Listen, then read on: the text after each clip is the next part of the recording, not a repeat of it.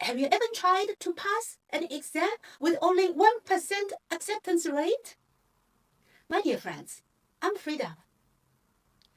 Welcome to East Meets West, my memoir, where I share my personal life full of fight, resilience, and believing.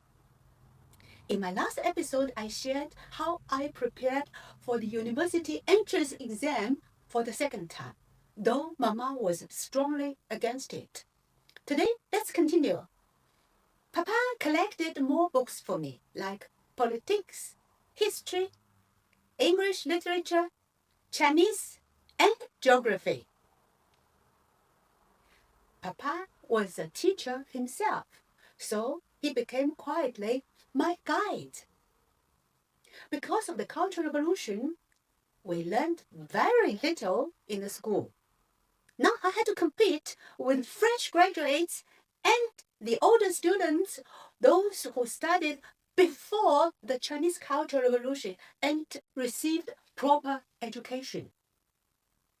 Looking at all the books in front of me, I said to myself, Frieda, reciting all the books is the fastest way for you to catch up and master what you need.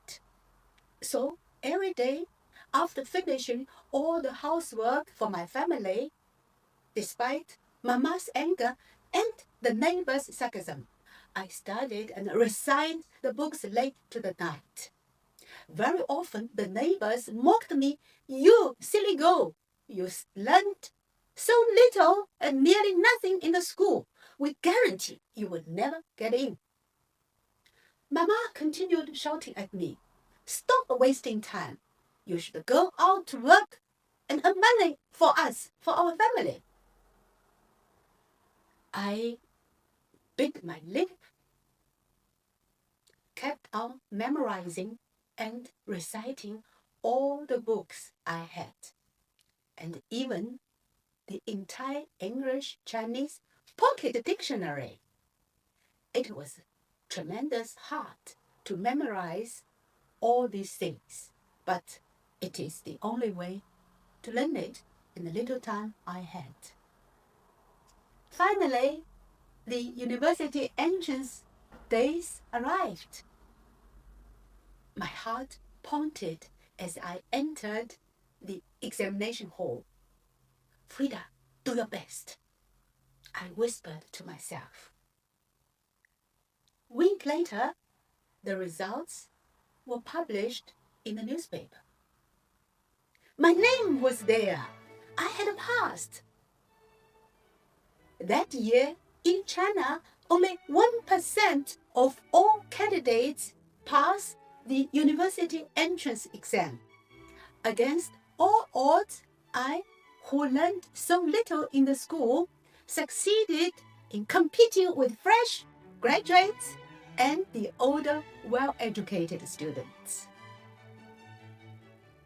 Soon, a group of district officials marched onto my home, with drums and guns echoing through the whole street.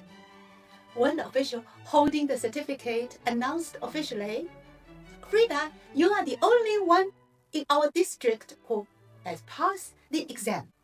Your high score qualifies you for one of the top Chinese universities. You made our district very proud." Papa's hands trembled as he held the paper. I bowed and said to the officials, "Thank you, sir. I have chosen Shanghai Normal University, a second-tier university, but the right one for me." The official was shocked. "What? Not the best one?" I smiled. Shanghai Normal University is subsidized by the state.